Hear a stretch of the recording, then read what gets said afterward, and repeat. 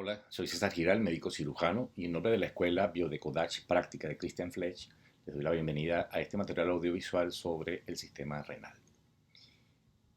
Pues bien, recordemos que el sistema renal está constituido desde el punto de vista anatómico esencialmente por cuatro órganos. Dos de esos órganos son pares. Observen la imagen, sigan el cursor. El primer órgano par, los riñones, donde se produce la orina. Los segundos órganos pares, los uréteres, que conectan al riñón con la vejiga, tercer órgano, donde ocurre el almacenamiento de la misma. Y finalmente, el cuarto órgano, la uretra, que permite excretar la orina hacia el exterior. Recordemos que existen diferencias en la anatomía de la uretra tanto en hombre como en mujer. El caso del hombre atraviesa la próstata antes de formar parte estructural del pene y además de cumplir una función dentro del sistema renal, pues forma parte también del sistema reproductor masculino, pues a través de la uretra que es expulsado el semen durante la eyaculación. En el caso de la mujer, su uretra es mucho menor en cuanto a longitud, mientras que la mujer mide alrededor de 3 centímetros de longitud, la del hombre puede llegar hasta 14 centímetros y está vinculada por vecindad, por decirlo de alguna manera, con los genitales femeninos externos, particularmente muy cercana al clítoris y muy cercana al introito vaginal. Recordemos además que este par de órganos, cuando nos referimos específicamente a los riñones, que es donde vamos a tener más atención en este material audiovisual, son órganos que están en el abdomen, sin embargo se consideran retroperitoneales, no están dentro de la cavidad abdominal, puesto el peritoneo pasa sobre ellos y los mantiene adosados en la pared posterior y superior de nuestra cavidad abdominal. Observen el cursor, los riñones tienen forma eh, que asemeja a un frijol, por decirlo de alguna manera, con una superficie lisa, algo rojiza y parduzca, y en su polo superior descansa sobre ello la glándula suprarrenal, que, vale aclarar, no tiene absolutamente nada que ver de manera directa con la génesis de la orina. En la imagen que observan del lado izquierdo podemos ver además cómo ambos riñones tienen íntima relación con los grandes vasos que están en nuestro abdomen. Muy cercano a ella está, observen el cursor de color rojo, la aorta abdominal, que de hecho le da las ramas arteriales que nutren a los riñones, y la que observan de color azul, la vena cava inferior. En lo que respecta a la circulación renal, como les acabo de comentar, cada riñón recibe su flujo de sangre de una de las dos arterias renales que parten desde la aorta abdominal. Podemos observar en el lado derecho la imagen, sigan el cursor, lo que estoy señalando sería la aorta abdominal. Fíjense lo grueso de las ramas que corresponderían a lo que serían las arterias renales antes de continuar su trayecto hacia la pelvis y dividirse y formar las arterias ilíacas. Un detalle muy importante que permite caer aún más en conciencia de la importancia de la relación entre el sistema renal y el sistema cardiovascular es que el 22% del gasto cardíaco se deriva hacia los riñones. ¿Qué quiero decir con esto? Dicho en otras palabras, del total del volumen de sangre que sale en cada latido, cuando el ventrículo izquierdo se contrae y expulsa la sangre a través de la aorta, casi una cuarta parte de ese volumen que es eyectado en cada latido se dirige hacia nuestros riñones. Y aquí resalta entonces, fíjense, tenemos dos sistemas muy importantes vinculados con el sistema cardiovascular que son la vía para eliminar sustancias de nuestro cuerpo, para excretar sustancias de nuestro cuerpo. Se observa en la imagen, una esquemática bien simple pero muy ilustrativa, podemos ver cómo hay una circulación pulmonar donde la sangre que es eh, transportada a través de la arteria pulmonar y cargada de dióxido de carbono va a entregar ese dióxido de carbono al sistema respiratorio para ser excretado. En este caso estamos sacando del cuerpo, está saliendo del cuerpo un gas tóxico producto de la respiración celular, dentro de un proceso que es completamente fisiológico. Y dentro de la circulación mayor, que sería este otro circuito que vemos señalado por el cursor, pues la sangre que llega hacia nuestros riñones va a ser filtrada para expulsar a través de la orina sustancias tóxicas como la urea, como el ácido úrico, como la creatinina, como otros tipos de sustancias que al ser acumuladas en el cuerpo serían tóxicas, junto con agua que no es necesaria en nuestro cuerpo. De forma tal que un importantísimo vínculo son dos sistemas, el respiratorio y el renal, que permiten excretar sustancias tóxicas de nuestro cuerpo gracias al transporte que ejerce el sistema cardiovascular a través de la sangre. Si vemos las imágenes del lado derecho, observaremos, sigan el cursor, todo lo que representa la arborización que ocurre dentro del riñón una vez que la arteria renal penetra. Una vez que ella entra, va a comenzar a dividirse, cosa que ocurre muy similarmente en nuestro sistema respiratorio. ¿Y por qué esa división hasta llegar a capilares muy finos? Porque en cada uno de nuestros riñones existe una unidad anatómica y funcional clave, que es donde se produce la orina. Y esa unidad se conoce con el nombre de nefrona. Tenemos 1 millón de nefronas por cada riñón. Y cada nefrona posee o le llega o recibe sangre de un capilar. Por lo tanto, debe haber un mínimo de 1 millón de capilares. En otras palabras, vuelvan a ver la imagen. La arteria renal de cada riñón debe subdividirse subsecuentemente hasta generar todos estos capilares.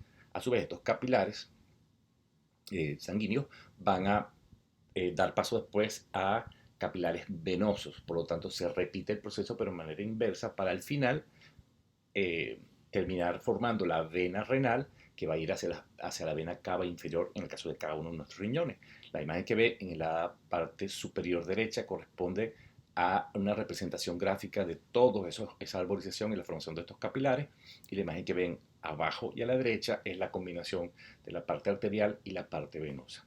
Insisto, importante el concepto simplemente para llevárselo y entender más aún la lógica biológica del sistema renal, qué importante relación tiene con el sistema cardiovascular, su relevancia para el manejo del agua y la excreción de productos que sean tóxicos para nuestro cuerpo. Pues bien, ya sabemos que desde el punto de vista anatómico general, pues tenemos 4 órganos: riñones, uréteres, vejiga y uretra. Vámonos directo entonces ahora al riñón y vamos a ver cómo es su estructura interna. Si tomamos un riñón, lo dividimos en dos y vemos en su interior, a simple vista vamos a ver unas características que lo podemos llamar como estructura macroscópica. La puedo ver sin necesitar un microscopio. Macroscópicamente, observen la imagen que está a su derecha. Imagínense que seccionamos un riñón y lo vemos en su interior. Esto es una imagen esquemática muy bien definida de lo que sería el interior del riñón. Si nos vamos de afuera hacia adentro, siguen el cursor, es decir, de la parte más externa hacia la parte interna y central, ¿qué encontramos? Encontramos entonces toda esta banda de tejido, que es lo que se conoce, señalada por el cursor, como la corteza renal subyacente. Encontramos otra zona más amplia, más ancha, que son estos con aspecto como de penachos, que es lo que se conoce como la médula espinal. Sigan el cursor. De afuera hacia adentro, corteza, médula. Todo ese sector que corresponde a la corteza y a la médula es donde se encuentran ubicadas el millón de nefronas. Es en todas estas zonas donde ocurre el proceso de producción de la orina. En cada una de esas nefronas pues habrá una cantidad microscópica muy pequeñita de orina. Todas esas nefronas van a ir comenzando a producir la orina y la orina va a comenzar a ser canalizada. Estoy hablando de cuando lo vemos desde el punto de vista macroscópico. Y va a irse canalizando hacia lo que son las vías urinarias intrarrenales, que ya vamos a comentarlas de forma muy general. Vamos a la imagen que está abajo y a la izquierda. Vemos otra vez un riñón que ha sido seccionado. Lo que señaló con el cursor sería su corteza, la médula, toda esta zona. En todo acá está entonces lo que conocemos como las nefronas. En la parte más cercana y prácticamente ubicada en su totalidad en lo que sería la corteza, se encuentra el inicio, la parte inicial de lo que va a ser toda la estructura de una nefrona. Y esa parte inicial es lo que conocemos con el nombre de glomérulo. Imagínense que tomamos un trocito de corteza, siguen el cursor y magnificamos. Fíjense la imagen esquemática. Esto que ven aquí es lo que se llama un glomérulo. Es la parte inicial de todas las estructuras que forman la nefrona en su totalidad. Y en ese glomérulo, que por lo tanto existe 1 millón en cada uno de nuestros riñones, es donde un capilar va a ser susceptible al proceso de filtración en su contenido, envuelto por todo esto que está acá, que se llama la cápsula de Bowman. Lo importante es recordar, la parte inicial de una nefrona se llama glomérulo, es donde ocurre la primera etapa de la producción de orina, un proceso de filtrado muy grueso que ya vamos a ver un poquito más en detalle adelante. Tenemos entonces, recapitulando, corteza y médula. En estas estructuras macroscópicas que podemos ver a simple vista si viéramos el corte de un riñón, es donde se encuentra la unidad anatómica y funcional de nuestros riñones, es decir, las nefronas. Si continuamos hacia el interior, viniendo de afuera hacia adentro, después de pasar por la corteza y la médula, encontramos lo que se llaman las vías urinarias intrarrenales. Se produjo la orina en corteza y médula. Esa orina comienza a drenar hacia la parte central interna del riñón y aparecen como especies de canales que van llevando la orina hasta un gran tanque, por decirlo así, que es lo que se llama la pelvis renal. Entonces tenemos cálices mayores, cálices menores y finalmente esta zona central que es la pelvis renal. La pelvis renal entonces se continúa con el uréter y el uréter llevará la orina hasta su área de almacenamiento que es la vejiga. Repito, vías urinarias intrarrenales. Si nos vamos ahora a los aspectos ya no macroscópicos, ver la corteza, la médula, las vías urinarias intrarrenales, sino que nos vamos al aspecto microscópico y al aspecto además que más relevancia tiene para nosotros en este momento entender. Nos vamos entonces a conocer un poco más de lo que es la nefrona. Sigan el cursor y vamos a la imagen que está en el lado izquierdo de sus pantallas. Vemos el riñón, señalo con el cursor la arteria renal de color rojo, la vena renal de color azul y el uréter. Imagínense que seccionamos este riñón en dos y vemos en su interior, como hicimos en el ejercicio anterior. Observamos entonces la corteza, toda esta zona que corresponde a lo que sería la médula renal y las vías urinarias intrarrenales donde se colecta la orina, se va canalizando hasta un reservorio interno que después va a impulsar esta orina hacia el uréter. Si tomamos un trozo de lo que sería la corteza, sigan el cursor, y la médula, y lo magnificamos y lo pusiéramos en un microscopio, no observaríamos exactamente esta imagen, pero esta es una imagen esquemática muy representativa de lo que podríamos observar. Fíjense bien. Sigan por favor el cursor. Corteza, médula. Esto que ven acá, señalado por el cursor, de forma circular, es un glomérulo. El glomérulo, recordemos que está recibiendo un capilar. Ese capilar en su interior experimenta el proceso de filtrado de su contenido, es decir, de la sangre, y el glomérulo se continúa con una estructura algo tortuosa que de hecho se conoce como el túbulo contorneado principal. Después viene otra estructura, que es esta que señalo con el cursor, que se llama el asa de Henle, y finalmente una tercera estructura tubular contorneada también que se llama el túbulo contorneado distal. ¿A dónde quiero ir? Y es importante esto que se lleven como concepto más allá de los nombres.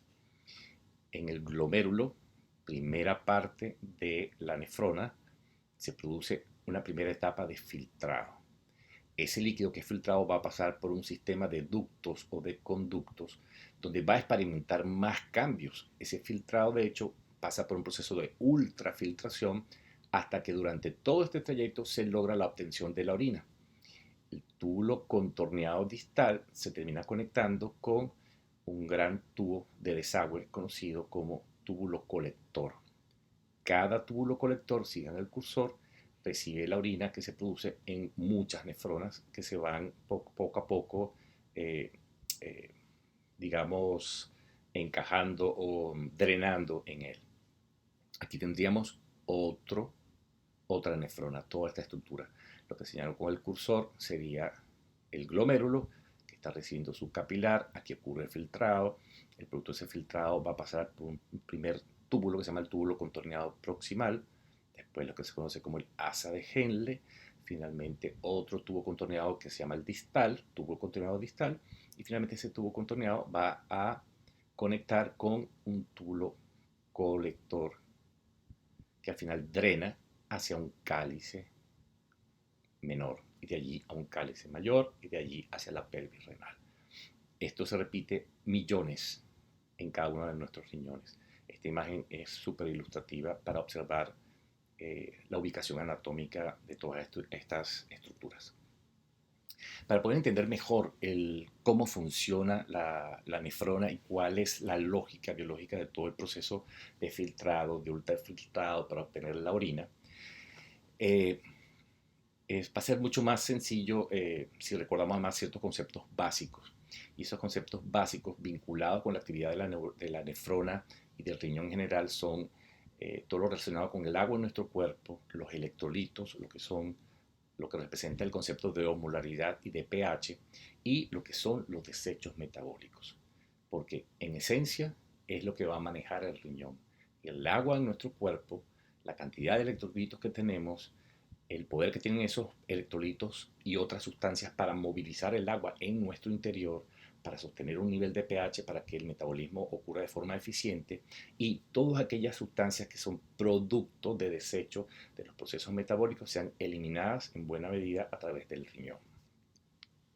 Recordemos entonces que somos en gran medida agua. De hecho, un niño, observen el cursor, suele ser 80% agua. A medida que envejecemos, la cantidad, el porcentaje de agua de nuestro cuerpo va disminuyendo. Alrededor de un 70% en promedio en un adulto normal y entre un 60 y un 50% ya en personas mayores de 80 años. También recordemos que en nosotros la cantidad de agua que tiene cada órgano y muchos de nuestros tejidos además varía. Por ejemplo, tenemos cantidades muy grandes como en nuestros ojos, el 95%, en la sangre entre 85 y 95%, y otros lugares donde esa cantidad de agua es menor. Por ejemplo, en los músculos estriados un 75% o en el corazón un 75%. Por lo tanto, no somos simplemente un saco de agua. Esa agua que existe en nosotros está por orden, repito, del 70% de nuestro peso corporal, está distribuida en nuestro cuerpo de forma muy precisa, acorde con las necesidades, tanto en estructura como en función de nuestras células, tejidos y órganos. ¿Cómo se mantiene esa agua ahí?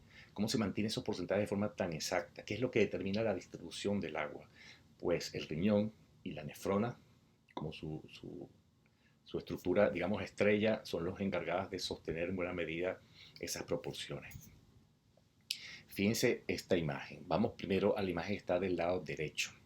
Lo que está en azul, con ese punto de color vino tinto en el centro, es una representación gráfica de células. El agua que está dentro de la célula es lo que se conoce como líquido intracelular. El agua que está en el espacio intersticial, es decir, el espacio entre las células, es lo que se conoce como líquido intersticial. Entonces recordemos, líquido intracelular, un lugar donde está el agua, líquido intersticial, otro lugar, y finalmente, en otro lugar donde tenemos presencia de agua es en nuestra sangre. Vamos ahora a la imagen que está arriba y a la derecha. En un adulto promedio, un hombre promedio, tendríamos un agua total de aproximadamente 40 a 42 litros si consideramos aquel porcentaje aproximadamente un 70%. ¿Cómo se distribuye esa agua? Del 100% del agua total, 67% es intracelular, es decir, está dentro de todas las células de nuestro cuerpo. 25% es intersticial, es decir, agua que permanece en los espacios que están entre las células.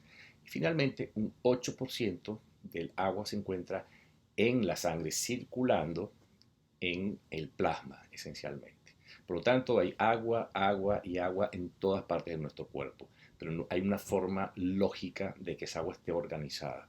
Vean la imagen de abajo y a la izquierda porque les va a resultar un poquito más ilustrativa en base a lo que acabamos de comentar. Entonces el agua la podríamos dividir en tres grandes grupos. El agua que se encuentra en el líquido intracelular, es decir, dentro de las células. El agua que está intersticial, es decir, en los espacios entre las células, en los tejidos. Y finalmente esa agua que está dentro de los vasos sanguíneos formando parte del plasma y la sangre, que es lo que sería el líquido intravascular. En resumen, el agua se distribuye de forma muy precisa en diferentes compartimientos dentro de nuestro cuerpo. El control de la cantidad del agua y cómo ella se distribuye en buena medida se lo debemos a nuestra función renal. El otro concepto muy importante es el concepto de ósmosis. Les leo. Ósmosis. El desplazamiento del agua entre espacios intra y extracelular está determinado por la diferencia de concentración de solutos a cada lado de las membranas celulares. Es decir, el agua y su ubicación está controlada por sustancias que llamamos solutos y cómo esos solutos están distribuidos también. a ambos lados de lo que se llaman las membranas celulares. Les voy a dar un ejemplo práctico para entender más este concepto. Imaginen que tomamos un vaso de agua y le coloco 2 cucharadas de sal. El agua es el solvente, es el líquido. El soluto es la sal que coloqué. La sal está compuesta por cloro y por sodio, es decir, de hecho la sal es cloruro de sodio. Cuando yo la adiciono al agua, las moléculas se separan, tengo iones cloruro, iones de sodio que son positivos, disueltos en el agua. Pero esos iones, la sal en sí es el soluto. La distribución de los solutos trae consecuencia en cómo se distribuye el agua, porque los solutos son capaces de arrastrar agua, de atraer agua. Por lo tanto, donde estén, cómo se distribuyen, es lo que de alguna manera facilita la distribución del agua. La medida del número total de solutos en una solución, en el caso del que les acabo de dar como ejemplo, es lo que se llama osmolaridad. Entonces, la cantidad de esos solutos, el grado de osmolaridad, también es controlado por nuestros riñones. Observen el video que está abajo y a la derecha. Lo que está en color amarillo representa una membrana celular. Recordemos que la membrana delimita la célula, por lo tanto controla lo que entra y sale de la célula. El agua puede salir en muchas circunstancias de manera relativamente libre, pero es arrastrada, digamos, por solutos que pueden estar a un lado de la membrana. Si en el espacio intersticial, por ejemplo, hay mucho soluto, pues la célula puede deshidratarse, sale agua. Y de hecho, entonces va a haber mucho más agua en el espacio intersticial, que es lo que ocurre, por ejemplo, en el caso de un edema. En este gráfico, quizás pues, apoya un poco más a entender el concepto. Si está la membrana celular, de este lado tengo una gran cantidad de soluto, del lado izquierdo una cantidad de soluto similar, pero además hay mucha agua. El agua va a tender a ser atraída por el soluto que está del otro lado, tal cual como se observa aquí. Y esa capacidad que tienen los solutos de movilizar está vinculada, es lo que es el proceso de osmosis y está vinculado con la osmolaridad. Cerrando esta parte entonces, eh, nuestros riñones ayudan a controlar el proceso de osmolaridad en nuestro cuerpo gracias al manejo de ciertos solutos, como pues el caso del sodio. La osmolaridad, para ampliar un poco más el tema, los principales determinantes de la osmolaridad plasmática, es decir, la osmolaridad que existe en nuestra sangre, son los electrolitos, como lo acabo de comentar, como el sodio, y grandes moléculas como la glucosa y la urea. De estos que acabo de nombrar, el sodio y la urea son manejados a nivel renal.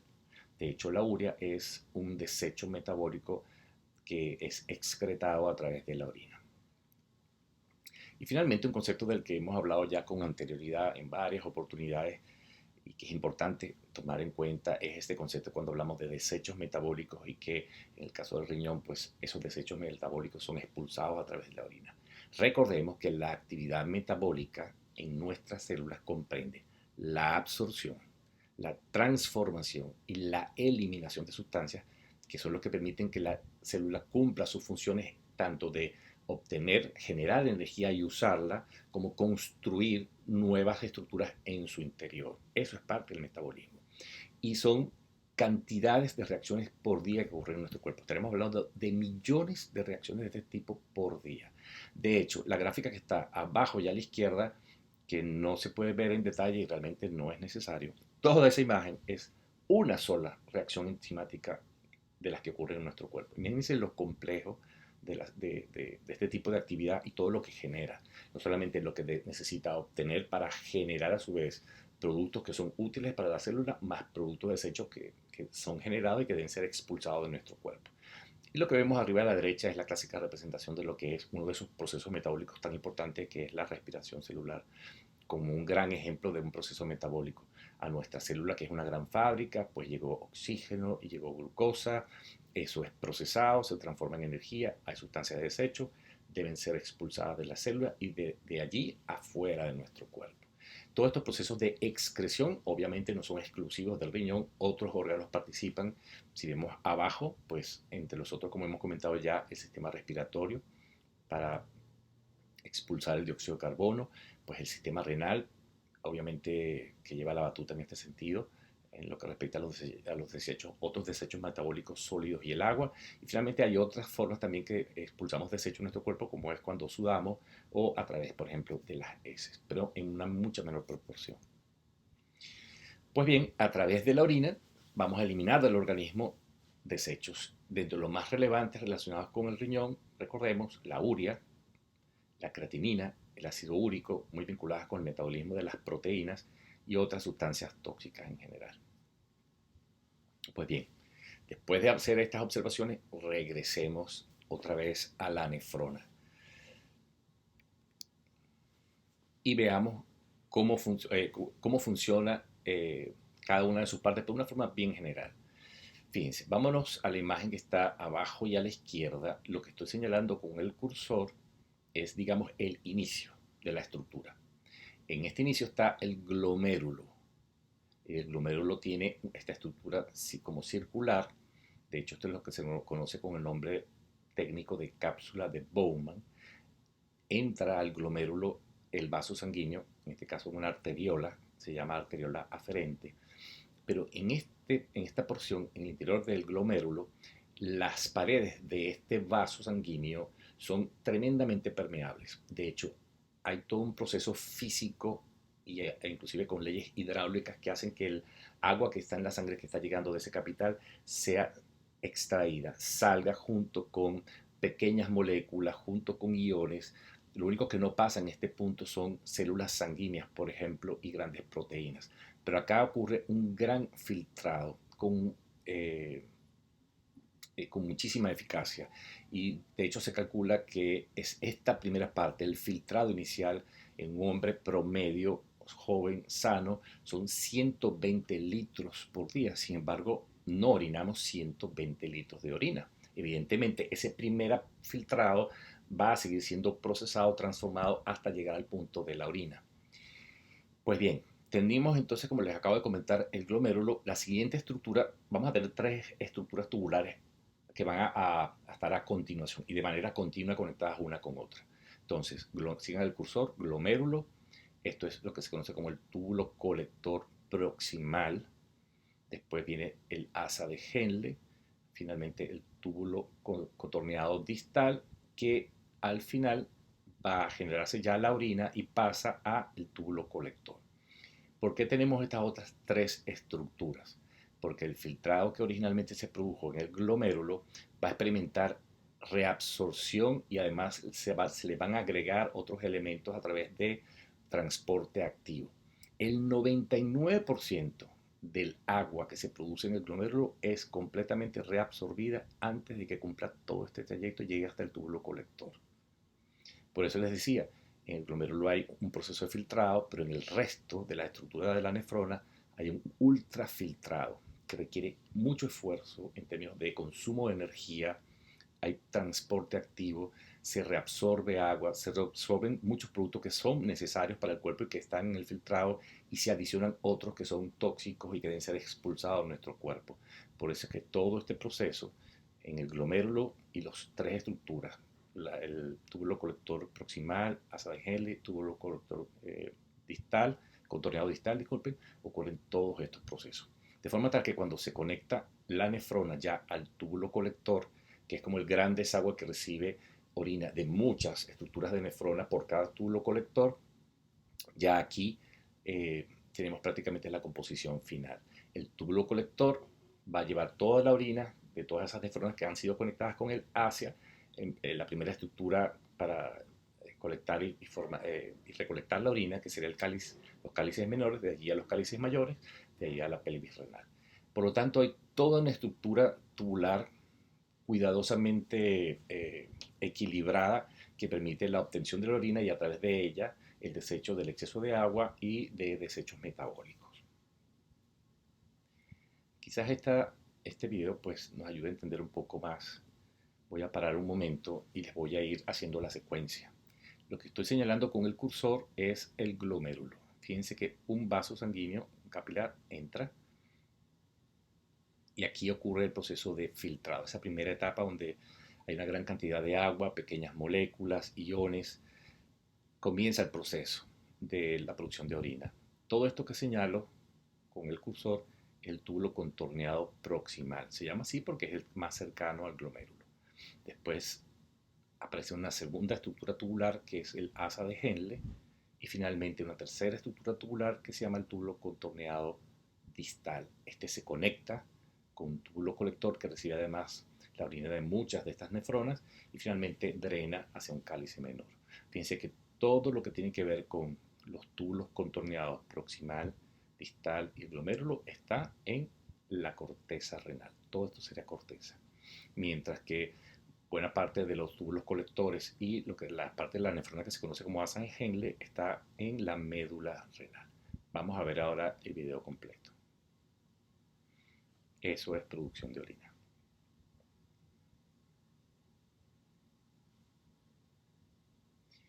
Muy bien.